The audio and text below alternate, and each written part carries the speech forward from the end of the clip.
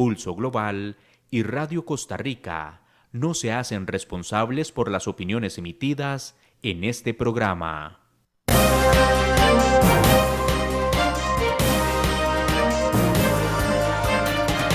Pulso Global es un espacio que busca analizar los principales escenarios, fenómenos y acontecimientos en el panorama internacional, desde un análisis serio y académico, que busca generar insumos para que cada quien pueda construir su propio criterio.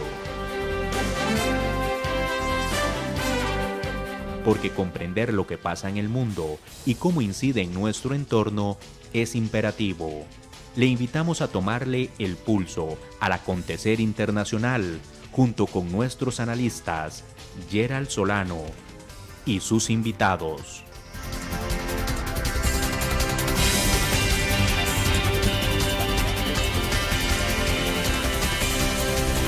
Bienvenidos.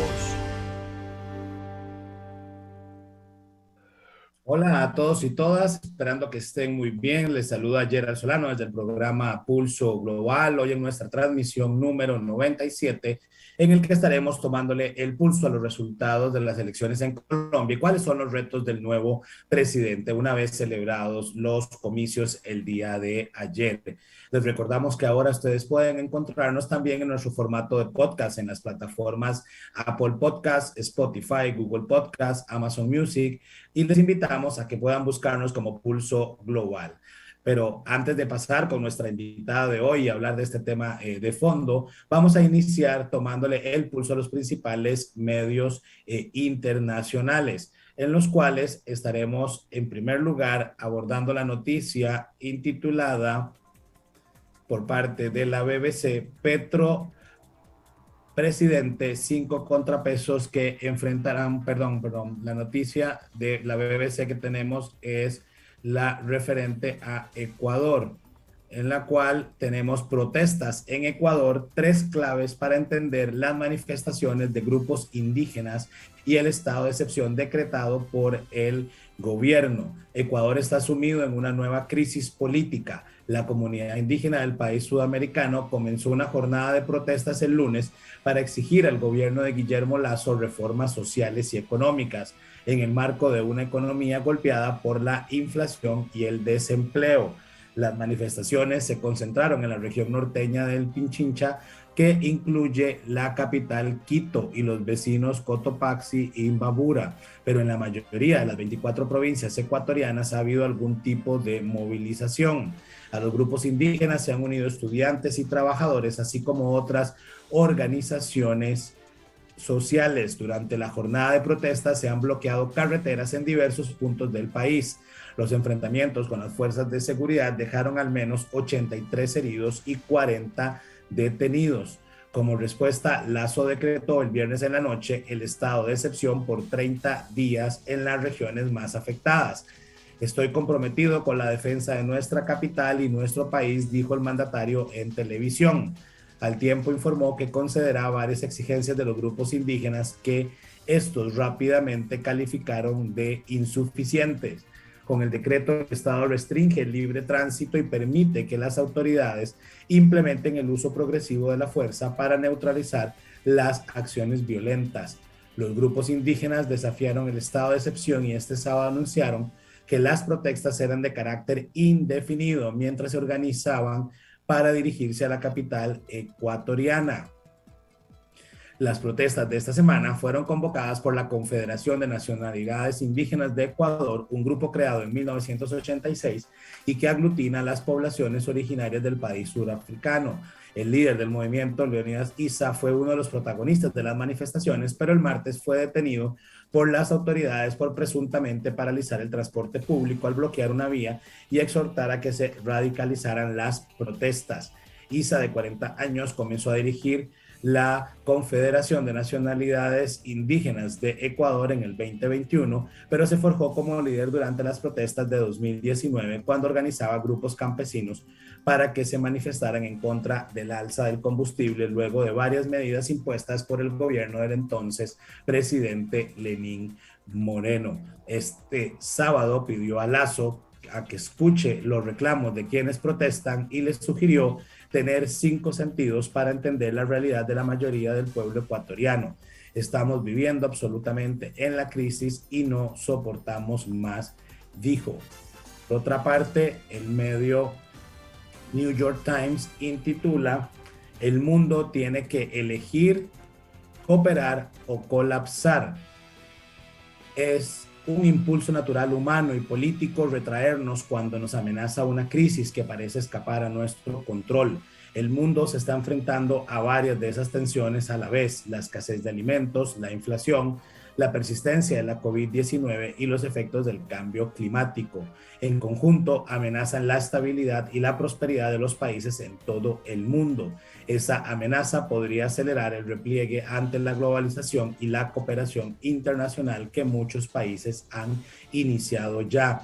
Esa no es la lección que se debe sacar. La COVID-19, el cambio climático y ahora el fantasma de una crisis alimentaria global demuestran claramente que los problemas del mundo están muy ligados entre sí, como también las soluciones. El problema de la cooperación ha quedado patente en la respuesta coordinada a la agresión de Rusia. Se necesita más cooperación y no menos para abrirnos camino en otras crisis y poder avanzar. Esto no se puede aplicar incluso a la inflación, un agudo problema que los estadounidenses, como muchas personas en otros países, esperan que sus gobiernos nacionales resuelvan. La inflación es ahora más alta que en cualquier otro momento desde principios de la década de 1980, lo que significa que muchas personas no pueden permitirse seguir comprando los mismos productos y servicios. Los republicanos han intentado culpar al gobierno federal del aumento de los precios por haber sobreestimulado la economía nacional con fondos de ayuda para responder a la pandemia. Y los analistas económicos coinciden en general en que ese ha sido uno de los factores. El Banco Central de Estados Unidos, la Reserva Federal, conocida como la Fed, responde de manera a raya a la inflación. Fue inicialmente lenta en su reacción, pero ahora está actuando con urgencia para encarecer los créditos y de ese modo enfriar la demanda de productos y servicios. La alta inflación en otras economías desarrolladas subraya que el aumento de los precios es un fenómeno global causado en gran parte por las interrupciones mundiales en el suministro de combustible, alimentos y otras mercancías. A medida que la Fed ponga coto la demanda, el gobierno de Biden puede paliar las dificultades económicas con medidas que amplíen la disponibilidad de los servicios y productos. Algunos de los obstáculos son internos. Estados Unidos debe proponerse en serio construir más vivienda, por ejemplo, que para la mayoría de las familias estadounidenses supone un gasto muy alto. Otros de estos problemas son globales. La Casa Blanca debe arrimar el hombro a la tarea de aumentar la producción global de energía, fomentando la extracción de combustibles fósiles a corto plazo e invirtiendo en el desarrollo de fuentes de energía sostenibles. También hemos hecho un llamamiento al presidente Biden para que acabe con los aranceles a las importaciones chinas, una medida que el gobierno ya está considerando según informaciones. Y por último, la DW en español intitula "OTAN no consigue destrabar bloqueo turco a ingreso de Suecia y Finlandia". La primera reunión que celebraron conjuntamente representantes de Turquía, Suecia, Finlandia y la OTAN para tratar de desbloquear el veto de Ankara a la entrada de los países nórdicos en la alianza terminó este lunes 20 de junio. Sin acuerdo, pero con el compromiso de que haya nuevas reuniones para seguir tratando el tema. El secretario general de la alianza, Jens Stoltenberg, dijo que el encuentro fue constructivo y recordó que la solicitud de Suecia y Finlandia será tratada en la próxima cumbre de la OTAN. La adhesión de ambos estados haría más fuerte a la alianza y más segura toda la zona euroatlántica. Turquía tiene preocupaciones legítimas de seguridad sobre el terrorismo que debemos abordar, sostuvo. Finlandia y Suecia solicitaron ingresar a la OTAN tras la invasión de Rusia de Ucrania, pero el proceso de adhesión se ha complicado porque Turquía acusa a Helsinki y sobre todo a Estocolmo de mantener una política de acogida de militantes kurdos, a los que el presidente turco Recep Tayyip Erdogan acusa de terroristas. Para que un país se sume a la OTAN, sus 30 miembros actuales deben respaldar la solicitud. Tanto Stoltenberg como Turquía ya echaron por tierra la idea de que una fecha límite para el ingreso de Suecia y Finlandia a la alianza sea la cita de Madrid, que tendrá lugar a fines de mes. Las discusiones continuarán en los próximos días, informó la Organización Euroatlántica en un comunicado, mientras que Ankara insistió en que los siguientes pasos dependerán de las medidas que tomen Suecia y Finlandia para satisfacer sus demandas. Ibrahim Kalin, portavoz de la presidencia turca, dijo tras la reunión que las conversaciones continuarán, pero descartó que la cita de Madrid sea una fecha límite. En esa cita, los países nórdicos participarán como invitados, lo que les permitirá asistir a todas las reuniones.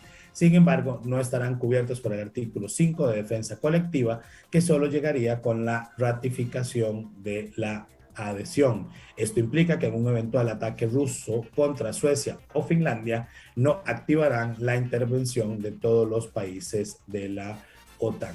Así que les invitamos a dejar sus comentarios y sus preguntas con respecto a este y otros temas. Como les anunciábamos al inicio de nuestro programa hoy, estaremos abordando los retos del nuevo presidente de Colombia a partir de los comicios celebrados el día de ayer. Y hoy tenemos el agrado de contar con la participación de la especialista en relaciones internacionales, María Fernanda Morales Camacho. María Fernanda es especialista en relaciones internacionales, académica e investigadora de la Universidad Nacional y realiza sus estudios doctorales en temas referentes al desarrollo. Muy buenas noches, María Fernanda, y bienvenida a Pulso Global y a Radio Costa Rica 930 AM.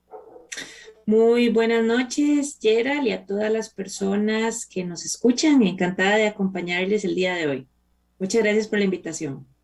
Muchísimas gracias, María Fernanda, más bien a usted. Y bueno, María Fernanda, Colombia ha sido uno de los temas que por lo menos desde Pulso Global hemos dedicado varios programas, particularmente a su proceso electoral, y hemos venido conversando precisamente de estos cambios que han surgido a partir de las dinámicas electorales en este año, ¿verdad? Iniciábamos con cambios en elecciones en Perú, en Ecuador, y ahora, ¿verdad? Obviamente, cambios en Honduras y ahora, por supuesto, recientemente en Colombia. Sin embargo, la transición que vive Colombia, ¿verdad? Ayer eligiendo por primera vez a un presidente de izquierda, es un tema, ¿verdad?, que ha generado bastantes conversaciones a lo largo de los distintos especialistas de relaciones internacionales en América Latina. Entonces, tal vez podríamos empezar, María Fernanda, conversando un poco sobre quién es Gustavo Petro y cómo llega al poder.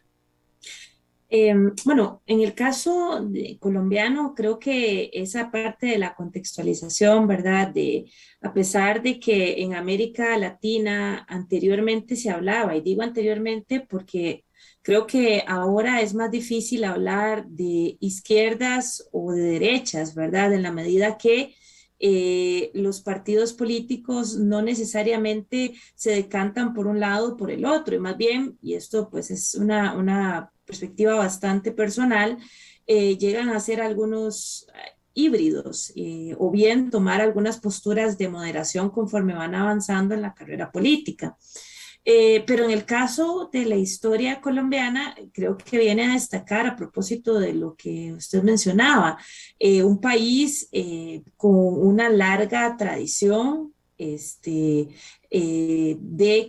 vinculada más a la centroderecha o a la derecha, ¿verdad? Un país con una larga tradición conservadora. Y bueno, ya tenemos, este país tiene un nuevo presidente que se identifica como de izquierda progresista, así él lo menciona, con también un elemento muy importante aquí en temas de participación y representatividad, y ojalá tengamos un espacio para conversarlo con una vicepresidenta, ¿verdad? Vicepresidenta afrodescendiente, que me parece que es muy importante y que también viene de un sector bastante vulnerable en términos de seguridad, como lo es el tema, por ser una defensora ambiental. Gustavo Petro, a diferencia de su adversario político, Rodolfo Hernández, no es un actor nuevo en la política colombiana. Sin embargo, a lo largo de su carrera política, que tiene más de 40 años de carrera política, tiene 62 años, 40 años aproximadamente, un poco más, más o menos en términos de carrera política, ha sido una persona que ha tratado de distanciarse en términos discursivos de los actores políticos tradicionales en el escenario colombiano. Pero sí tiene una importante carrera política militando desde diferentes estratos, ¿verdad? En la política colombiana, desde lo más local hasta llegar a ser representante en el Congreso, llegar a ser alcalde de Bogotá, que tuvo también una situación bastante controvertida con la destitución y que luego fue restituido por orden de la Corte Interamericana de Derechos Humanos.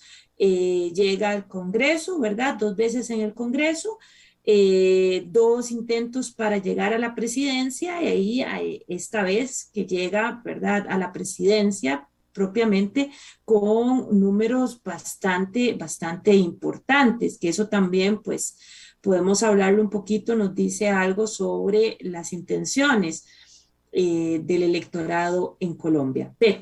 Pero en una segunda ronda y con un margen, a pesar de que los números son grandes, no tan amplio respecto a su adversario político. Ahí, María Fernanda, hay algo tal vez interesante antes de pasar a la siguiente pregunta, porque precisamente quería preguntarte sobre el tema de la vicepresidenta, pero has mencionado dos temas que me interesan, digamos, aquí tal vez resaltarlo. El primero es que algunos medios internacionales hablaban de una petrofobia y que ese podría ser un elemento que podría haber jugado en contra de Gustavo Petro en la elección. Sin embargo, con el resultado de ayer vemos de que no, ¿verdad? Que efectivamente pareciera que este discurso, como bien lo señalabas, ¿verdad?, de progresista, ¿verdad?, de propuesta progresista, logró calar en grupos importantes de Colombia, al punto de que se habla de más de 1.200.000 personas de más que participaron en la segunda ronda electoral, y que al final tal vez porcentualmente uno lo ve poquito, ¿verdad? Fue como un 3% la diferencia en la elección, pero que en votos son digamos, un número importante.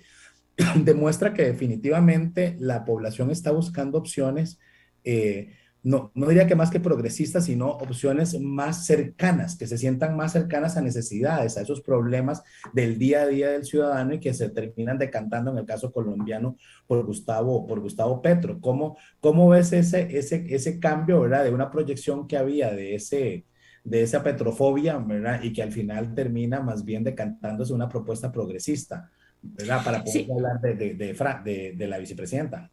claro, antes de permitirme aproximarme a una respuesta a esto que me plantea, sí quisiera decir dos cositas y están vinculadas con este aspecto de esta petrofobia. Bueno, hay que recordar que dentro de la trayectoria política de Gustavo Petro está su militancia, ¿verdad?, como guerrillero.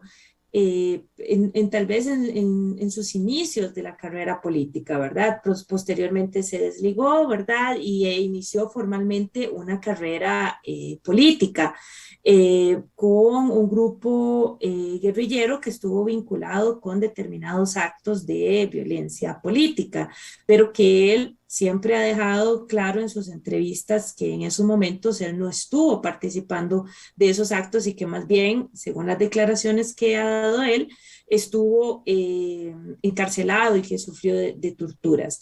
Ese pasado que está vinculado también con el contexto del conflicto histórico en Colombia y también su discurso y su posicionamiento político y podríamos decir filosófico, vinculados con ideas más cercanas a esa izquierda progresista que llama él, ¿verdad? Con todo el tema de un fuerte discurso social, un fuerte discurso que está vinculado con la inclusión social, que eso también está relacionado con algunas de las razones, principales razones que lo pudieron llevar a la presidencia. Y que en una sociedad muy golpeada por un conflicto de larga data, donde a pesar de los acuerdos de paz hay un contexto de gran violencia, de creciente violencia política, de creciente violencia social, y una sociedad como la colombiana, que se caracteriza también por ser una de las más desiguales en América Latina, ¿verdad? Esto no es nada nuevo, con un sistema social basado en estratos, que esto pues se conoce bastante, con poblaciones, con minorías sociales, en este caso poblaciones originarias, poblaciones afrodescendientes, todas las poblaciones en las zonas costeras, ¿verdad? Que eso cuando se analiza el mapa electoral se puede ver allí también esas tendencias de voto respecto al adversario político, pues constituyen un poquito ese contexto. Esa petrofobia que se habló en algún momento está probablemente ligada con ese pasado, ¿verdad? Y esa afinidad por ideas de un discurso político más cercano a las izquierdas y ese distanciamiento en el caso de Colombia respecto a otros países de América Latina, porque eso también es parte del análisis, ¿verdad? Cómo queda configurado el mapa actualmente en la región latinoamericana, que también es bastante discutible en términos de las políticas que van a implementar los gobiernos, ¿verdad? Porque una cuestión también son las propuestas y otra cuestión son el proceso de implementación de las políticas, ¿verdad? Y cómo hemos visto que esos discursos más fervorosos y esos discursos algunas veces incendiarios, independientemente de la izquierda o la derecha, ¿verdad? De ese espectro político, de alguna u otra forma se han tenido que moderar. ¿Qué ha pasado en la sociedad colombiana? Tal vez cuáles son esas posibles causas que llevaron a la presidencia a Gustavo Petro. Diría que es ese gran descontento, que tampoco es un tema ajeno a la región latinoamericana, eh, de la ciudadanía por la política tradicional. Claro ejemplo, no solo es el gane de Gustavo Petro, claro ejemplo también es el fuerte posicionamiento político de un outsider como Rodolfo Hernández, que independientemente de que evadió entrevistas, debates y que su campaña se basó más en una cuestión mediática, fundamentalmente tuvo un fuerte posicionamiento en el electorado. Y aquí hay un tema, es una persona ajena a la política tradicional con un discurso que va en contra del establishment, independientemente de que sea un actor, por ejemplo, que en términos socioeconómicos se podría ubicar dentro de las élites de la sociedad colombiana.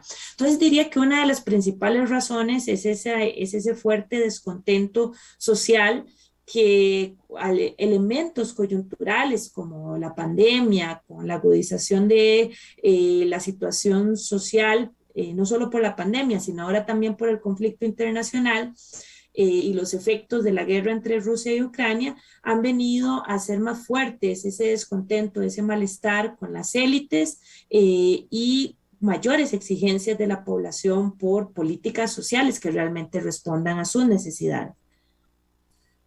Hay un elemento con el que usted inicia, María Fernanda, que sería bueno, digamos, ya para unirlo con la pregunta de la vicepresidenta, y es decir, que en esa izquierda progresista o en ese discurso, temas importantes como el medioambiental, el tema de las mujeres, el tema, ¿verdad?, de las minorías de diversidad sexual, el tema de la lucha de los afrodescendientes, o en este caso afrocolombianos, hacen que la figura de Francia Márquez sea una figura, digamos, interesante en esa dinámica de campaña de Gustavo Petro. ¿Qué rol juega esa vicepresidenta en ese gane de Petro, ¿verdad? Y principalmente que estamos considerando que es la primera vicepresidenta afrocolombiana y líder ambiental en llegar a un puesto de este tipo en Colombia.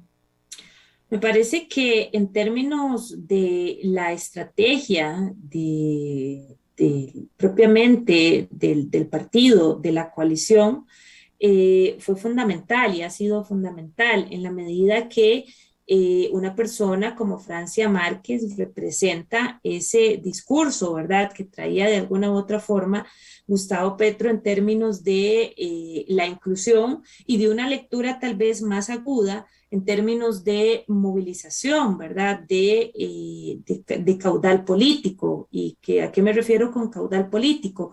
Donde podemos movilizar, ¿verdad?, personas para que voten por nosotros. A eso me refería con el tema de ver cuál es el resultado en términos la distribución geográfica de los resultados.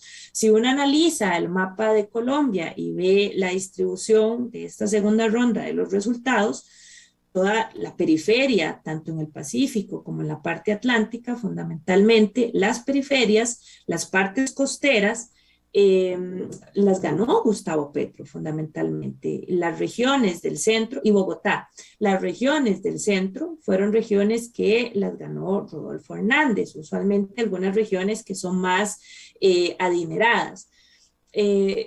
Y sin contar el voto en el exterior, que es otra historia y también es bastante interesante, que en términos generales, curiosamente, también lo ganó Rodolfo Hernández, pero en términos de distribución de países es muy interesante analizarlo. Pero volviendo al caso de la vicepresidenta, es una cuestión de reivindicación, es una cuestión también de una postura política fuerte en términos de representación y en términos de inclusión de minorías que en esta sociedad sumamente desigual, una sociedad donde los estratos sociales son sumamente marcados, una sociedad con elevados indicadores de pobreza, con elevados indicadores de informalidad y con grandes desigualdades, ¿verdad?, en términos de zonas rurales, de zonas urbanas. Creo que es también una postura aquí y un mensaje muy claro de un compromiso en términos de la inclusión y de la representatividad de la diversidad de minorías, ¿verdad?, en esta persona. Y algo muy importante también es su rol como ambientalista, abogada ambientalista, que si vemos el discurso de Gustavo Petro, si nos vamos a su programa de gobierno, hay un fuerte componente ambiental. De hecho, de los tres ejes en su propuesta, de los tres ejes generales, que está el tema de la paz, está el tema de la justicia social y también incluye el tema de la justicia ambiental. Un fuerte componente en materia de cambio climático, en términos de la política interna, en términos de política pública, pero también algo muy interesante, un fuerte componente de cambio climático, y esto será bastante interesante de ver como propuesta en su política exterior, en sus propuestas de política exterior, que incluso, así como un dato interesante en términos de las narrativas a propósito de las redes sociales, y cuando se empiezan a revisar los diferentes saludos que dan los líderes políticos, ¿verdad? Los representantes políticos internacionales, el secretario de Estado, Anthony Blinken, hace un saludo y menciona prosperidad económica inclusiva y la lucha contra el cambio climático en el saludo que hace y la felicitación a Gustavo Petro. Entonces vemos aquí algo muy interesante y bastante representativo en términos de la fórmula y de que sea una mujer ambientalista afrocolombiana quien va a ocupar la presidencia y que probablemente vaya a ocupar, muy probablemente, o que vaya a ocupar el Ministerio de la Igualdad Social, que va a ser una nueva propuesta también en términos de la estructuración política de esta propuesta de Gustavo Petro. Yo he mencionado en algunos espacios y aquí mismo también en Pulso Global, María Fernanda, que América Latina ha venido sufriendo una crisis, ¿verdad?, en términos de los modelos de desarrollo y las desigualdades que el modelo de desarrollo ha generado en nuestros países, particularmente en estos denominados, ¿verdad?, centros de desarrollo versus la periferia, que era un poco lo que estabas mencionando, y que hace que se movilicen, ¿verdad?, las periferias a favor o tiendan a darle el voto a, digamos, personajes o figuras como el caso de Gustavo Petro. ¿Por qué Colombia, después de no haber tenido un presidente, ¿verdad?, de izquierda, siempre haberse manejado en ese centro derecha, da este giro? Se podría decir que hay un descontento con el sistema. ¿Cuáles podrían ser las causas que llevó a Colombia a dar este giro hacia un gobierno de izquierda?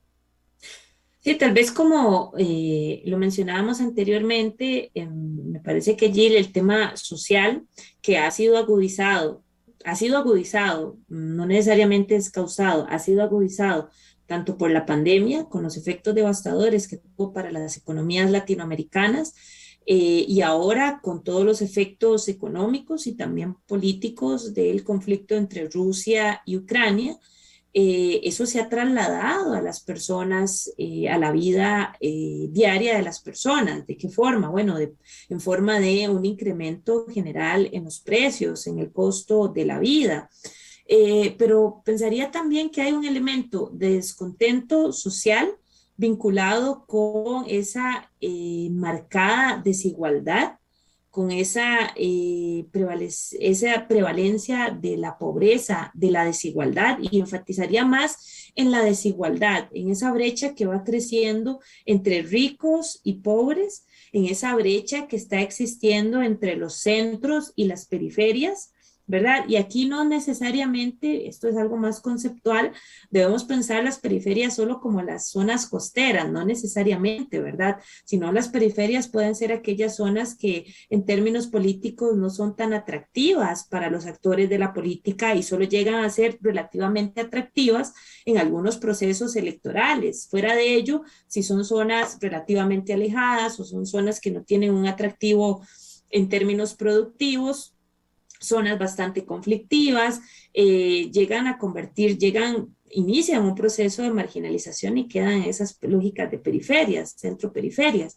Entonces pensaría que ese descontento social por la desigualdad que crece, que se hace cada vez la brecha más grande, pero también hay otro elemento importante y es la tarea pendiente en los procesos de pacificación. Hay acuerdos de paz, pero estos acuerdos de paz, y es una tarea titánica pendiente para este nuevo gobierno en términos de la implementación, porque la violencia social y la violencia política y la violencia vinculada con el crimen organizado, particularmente con el narcotráfico, incrementa y ha incrementado bastante en estos últimos años.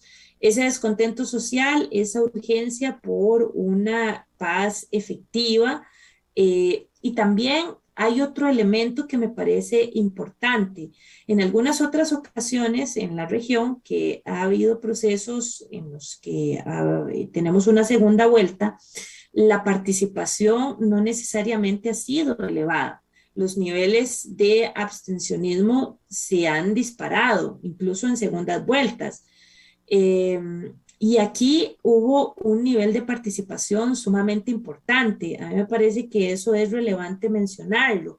¿Qué podríamos pensar sobre esos elevados niveles de participación que no se veían desde 1998 aproximadamente? Bueno, podríamos pensar que la idea de que dos personas no necesariamente vinculadas con las estructuras tradicionales, con la política tradicional, con el establishment y con un fuerte discurso de cambio, ofrecieron esperanza, ¿verdad? Y motivaciones para que se saliera a votar, independientemente del candidato, simplemente que se saliera a votar. Entonces también creo que eso fue un motivante sumamente importante para esos elevados niveles de participación.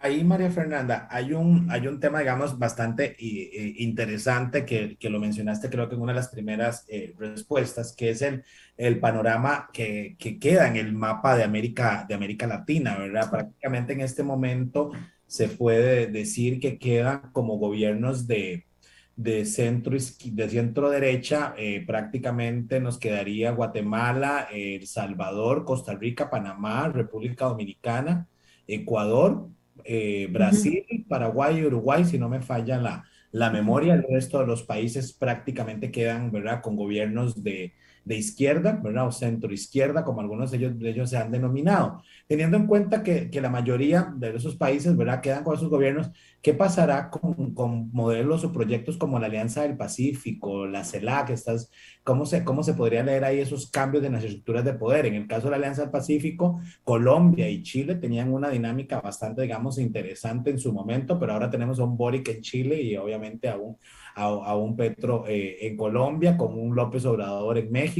¿verdad? O sea, pareciera que ahora el balance en modelos de este tipo empiezan a girar más hacia la izquierda. ¿Vamos a ver cambios en estas dinámicas o cómo se visualizan esas alianzas en ese nuevo panorama de América Latina? Yo creo que hay un elemento aquí interesante que tal vez en los discursos del contexto de Guerra Fría, en términos analíticos, era tal vez más sencillo. Cuando digo tal vez era más sencillo, era que podríamos ubicar en el espectro izquierda, derecha, ¿verdad? O aquello que se acercara en el centro y podríamos asignarles características específicas a los actores, ¿verdad? Ya sea personas o ya sea partidos políticos que se ubicaran en ese espectro, ¿verdad? Ya fueran en los extremos o aquellos que se alejaran, ¿verdad? Estuvieran allí recorriendo un poquito ese espectro político. Y a partir de eso iba a ser su comportamiento económico. Eso es algo más teórico. Si nos vamos a lo práctico, incluso podríamos ver que muchas políticas difieren de las posturas oficiales, políticas, filosóficas que tenían esos actores.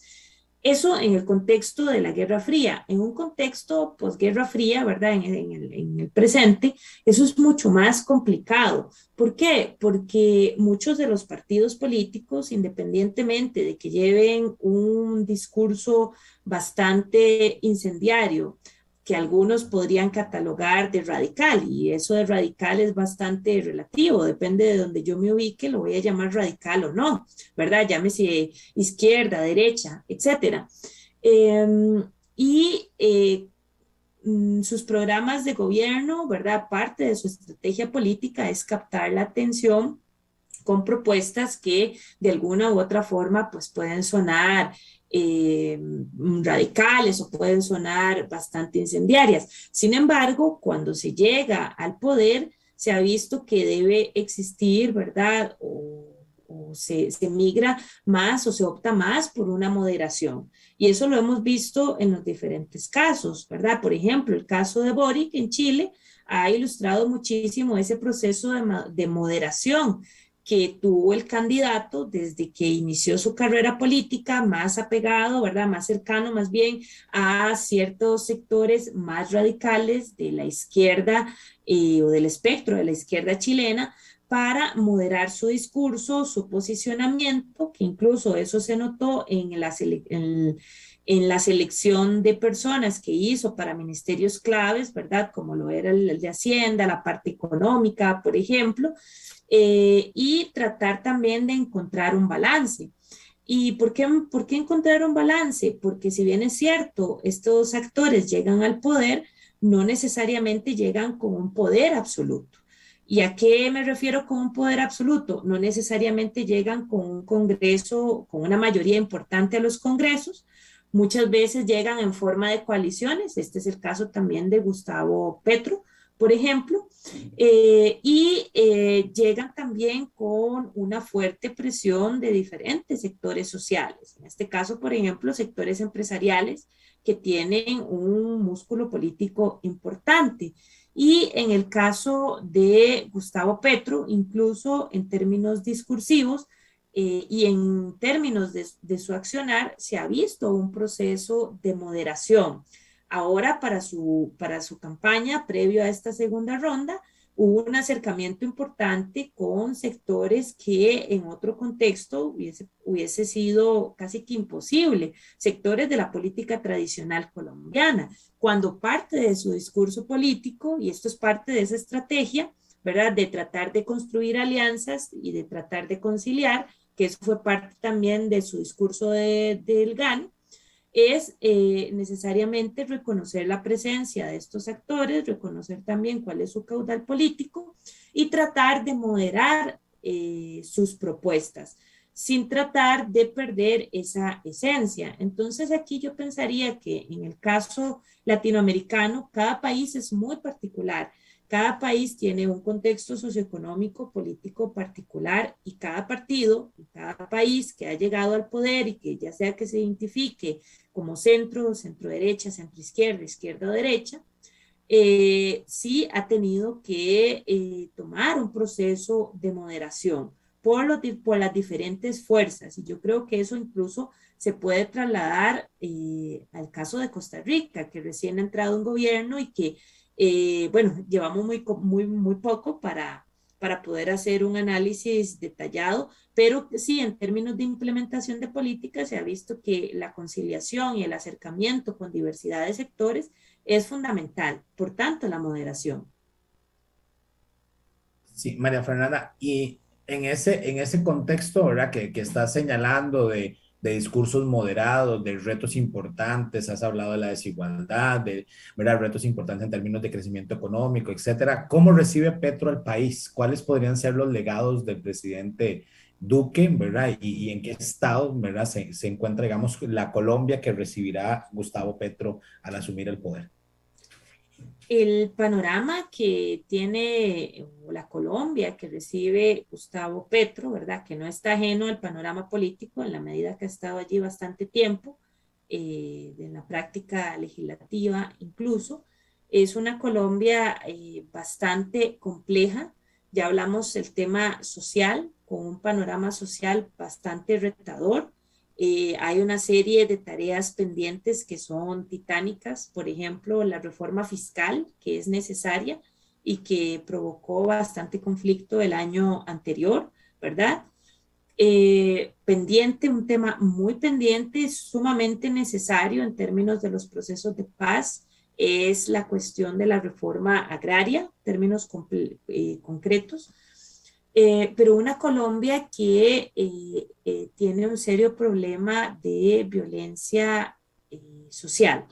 Lo que mencionábamos anteriormente, esa violencia que está vinculada con fundamentalmente el crimen organizado, fundamentalmente vinculada con el narcotráfico y con los retos de implementar verdaderamente los acuerdos o las disposiciones de los acuerdos de paz, que esa es una de las grandes críticas que se le hace a Iván Duque en la medida que hay como un doble discurso, es lo que se habla en los análisis, de se promueven los acuerdos de paz y su implementación discursivamente, pero cuando se trata de hacer esta implementación, de hacerla concreta, se ha tratado de darle largas a esta implementación. Hay un tema de seguridad ciudadana muy importante. Hay un tema social que está vinculado con el crecimiento de la pobreza y otro muy importante que aqueja a Colombia, un 50% en el mercado laboral, que es la informalidad. Y cuando tenemos economías sumamente informales, tenemos economías con serios problemas de desigualdad, en la medida que las personas no están en condiciones relativamente similares en términos de garantías sociales, a eso me refiero. Una Colombia que tiene pendiente el tema de, junto con la implementación de estos acuerdos de paz, también tiene pendiente las conversaciones, el acercamiento o bien la lucha contra el narcotráfico, grupos paramilitares, guerrillas, eso lo tiene también pendiente. Entonces son bastantes tareas pendientes que han sido críticas al gobierno, a la gestión de Iván Duque.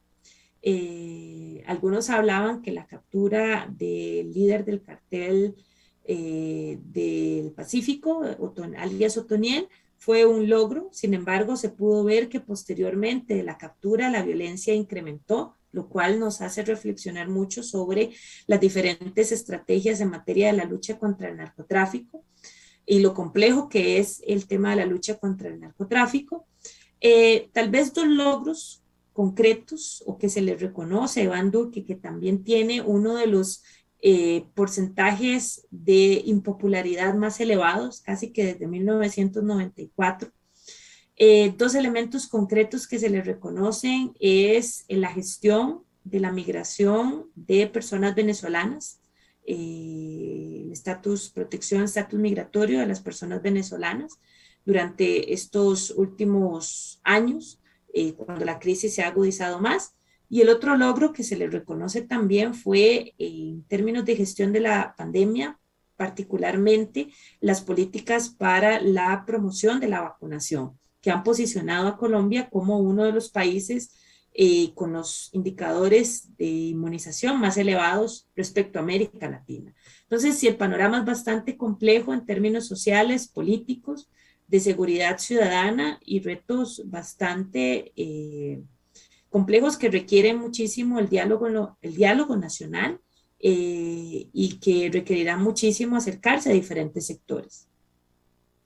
Entre esos retos, María Fernanda, ¿cuáles son los retos para las relaciones internacionales, ¿verdad? O sus relaciones exteriores en Colombia?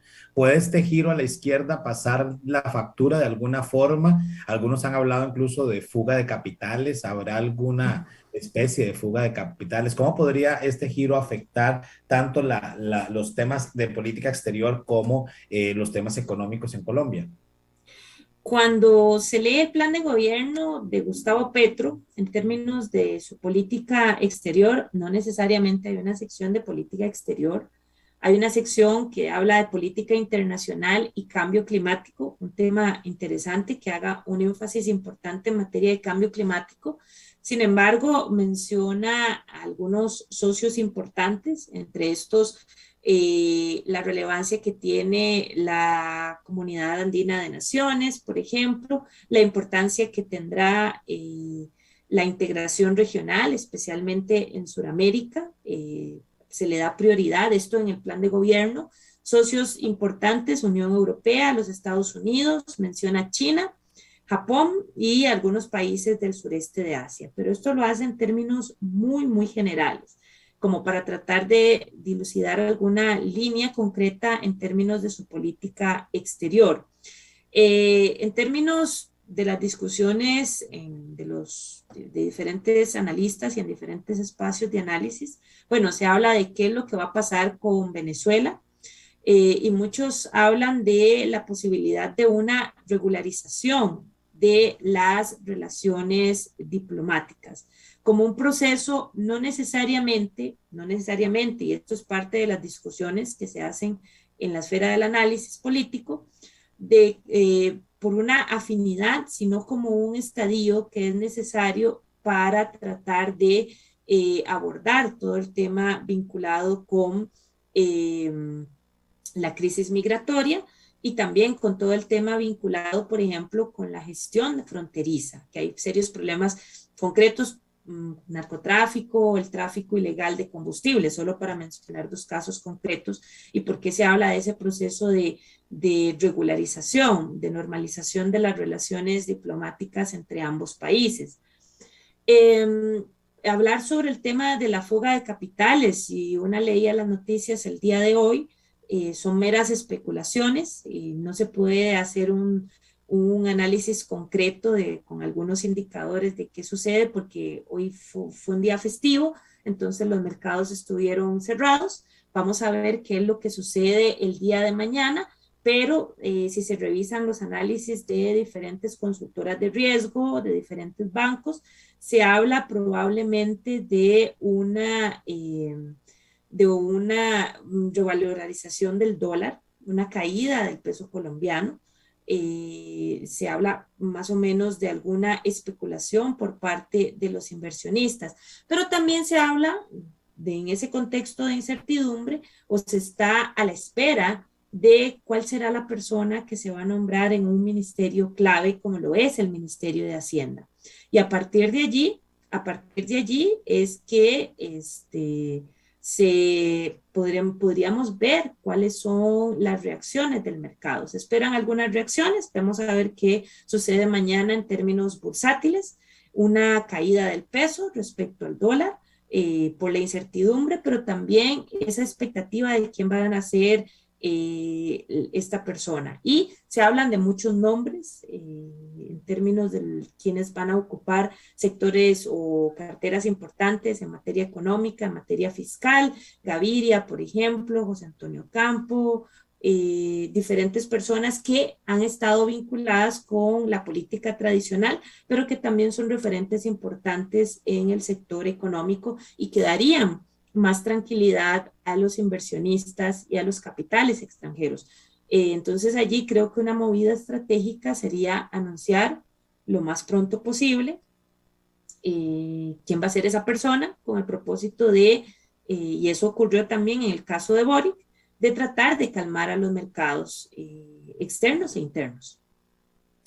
Sí, estamos en vivo a través de Radio Costa Rica, de nuestro Facebook Live en Pulso Global. Hoy conversando con María Fernanda Morales Camacho, especialista en relaciones internacionales y académica investigadora de la Escuela de Relaciones Internacionales de la Universidad Nacional. Aprovecho para saludar al embajador Edgardo Picado, que siempre nos acompaña. Nos enviamos saludos, igual que a la doctora Janet Valverde, que nos dice saludos, colegas y compañeros. Excelente expositora María Fernanda, una estudiosa de las relaciones internacionales. María Fernanda, ¿cuál es la agenda política del presidente Petro y tendrá la capacidad de negociación suficiente con los otros grupos o bloques políticos para aplicar esa agenda? Bueno, es una agenda política bastante ambiciosa. Me permití mencionar en algún momento 3 pilares importantes de su propuesta política que estaban vinculados con el proceso de paz, con la paz, con la justicia social y con la justicia ambiental. Hay algunas propuestas, como es el tema de la reforma agraria, como es el tema de la reforma fiscal, que ha sido más que necesaria, y es una tarea pendiente y titánica, pero también aquí hay una propuesta que genera bastante incertidumbre y bastante temor en algunos sectores productivos de Colombia, como lo es el tema de la transición de una economía extractiva, y así se menciona, a una economía productiva. A propósito de todas estas propuestas en materia de cambio climático y de descarbonización, de optar por energías renovables. Hay que recordar acá que un componente importante de la economía colombiana es de naturaleza extractiva, hidrocarburos, pero minería también debemos tomar en cuenta. Y este es un sector que es crítico en términos de la economía, pero también que tiene un fuerte músculo político por el peso que tiene a propósito de en la economía. Entonces, esta tarea de convertir a Colombia en una economía o que haga esa transición de naturaleza extractiva a una economía productiva, bueno, hay que ver cuál será el proceso de implementación en términos de políticas, ejecución de políticas públicas y cuáles van a ser los procesos de negociación y las alternativas en materia productiva de un sector que deja bastantes ingresos. Bastantes ingresos. Aquí no vamos a hablar de cuáles son las distribuciones de los ingresos, simplemente bastantes ingresos a sectores del erario público. Hay retos enormes en términos productivos, pero también hay un reto enorme que tiene que ver con la implementación, y en esto me permito enfatizar, de los acuerdos de paz, una efectiva implementación de los acuerdos de paz que va desde la desmovilización, que va desde todas las garantías para las personas que se tratan de incorporar o reincorporar a la sociedad, que va con toda la implementación de las comisiones de la verdad, de toda la parte de investigación, que son necesarios para los procesos de reconciliación nacional y que muchos de esos elementos han quedado en stand-by, por decirlo de alguna forma. Todas estas reconversiones productivas, estas reformas en materia económica y social, que tienen repercusiones en materia social, requieren, vean que llega por una coalición, pero requieren aquí también el acercamiento con otros sectores. Bueno, y esto cuando escuchamos el discurso de Ghani, lo enfatiza y me parece importante. Yo creo que es parte de su estrategia para tratar de calmar diferentes sectores que han estado bastante nerviosos de que nadie se excluirá, eso es lo que dice en el discurso, de que se trata de acercar a los diferentes sectores, de construir diálogos, que al final son todos y todas los colombianos y las colombianas los van a construir este proyecto. Creo que eso es parte, ¿verdad?, de esa estrategia de tratar de calmar esas incertidumbres, ansiedades, miedos y tal vez enviar un mensaje de mayor apertura a propósito de que a Gustavo Petro se le ha criticado por ser una persona no necesariamente siempre abierta al diálogo y testaruda, pero en un escenario tan complejo, en un escenario tan fragmentado, independientemente de que tenga una representación importante a nivel de la coalición, tanto a nivel legislativo, del Senado y del Congreso, requerirá un diálogo y un acercamiento con los diferentes sectores. Será más que necesario. Y es uno de los grandes retos de su gestión. Bueno, María Fernanda, lamentablemente me quedaron preguntas en el tintero, pero bueno, se nos fue ya el tiempo. Te agradezco muchísimo por haber aceptado la invitación a estar en Pulso Global y habernos acompañado esta noche en analizar un poco los retos que va a tener el nuevo presidente de Colombia. Así que muchísimas gracias y las puertas quedan abiertas para analizar este y otros temas más adelante. Encantada, un placer acompañarles y estamos a las órdenes. Pasen una buena noche. Muchas gracias, María Fernanda. Hemos llegado así al final de nuestro programa Pulso Global. Esperamos que lo hayas disfrutado y agradecemos a nuestros patrocinadores Sinred Consulting y Gráfica Creativa por su apoyo para que este espacio sea una realidad. Agradecemos también a nuestra productora ejecutiva, Gabriela Navarro, y a Andy Torres en Controles y a todo el equipo técnico para que este espacio haya sido transmitido el día de hoy. Les invitamos a buscarnos en nuestras diferentes plataformas de podcast. Encuéntrenos como Pulso Global y les esperamos la próxima semana en una transmisión más de Pulso Global. Que tengan todos y todas muy buenas noches.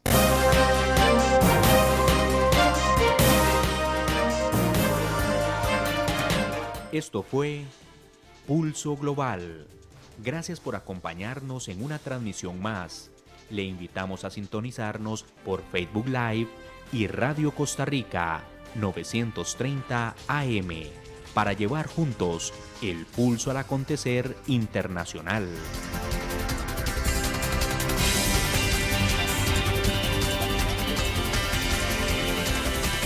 Buenas noches.